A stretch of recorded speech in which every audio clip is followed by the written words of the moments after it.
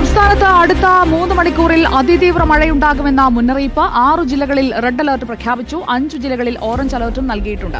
മലയോര മേഖലകളിൽ ഓറഞ്ച് അലർട്ടിന് സമാനമായ ജാഗ്രത പുലർത്തണമെന്നും നിർദ്ദേശമുണ്ട്. റിനു ശ്രീധർ നമുക്കൊപ്പം. റിനു ശ്രീധർ, എങ്ങനെയാണ് കാലാവസ്ഥാ മുന്നറിയിപ്പ്?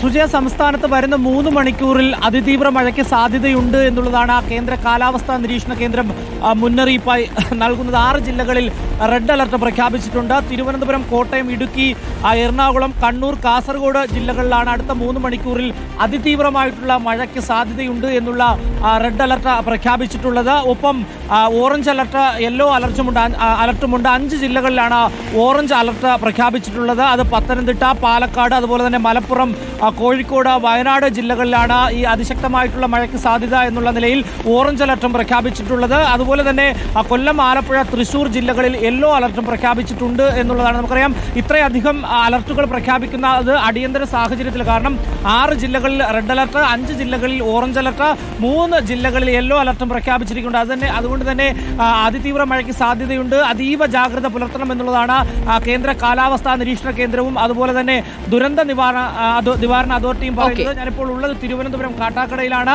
അതിശക്തമായിട്ടുള്ള മഴ തന്നെയാണ് ഈ പ്രദേശത്തെല്ലാം തന്നെ ഇപ്പോൾ നിലവിലും പെയ്തുകൊണ്ടിരിക്കുന്നത്. സുജ, തിരുവനന്തപുരത്ത് മഴ തകർത്ത് പെയ്യുകയാണ്. കഴിഞ്ഞ മണിക്കൂറിലെ അവസ്ഥ അതാണ്. എല്ലായിടങ്ങളിലും മുന്നറിയിപ്പുകളുണ്ട്. പ്രേക്ഷകർ ആ മുന്നറിയിപ്പുകൾ ഗൗരവത്തോടു കൂടി തന്നെ എടുക്കുക. CSI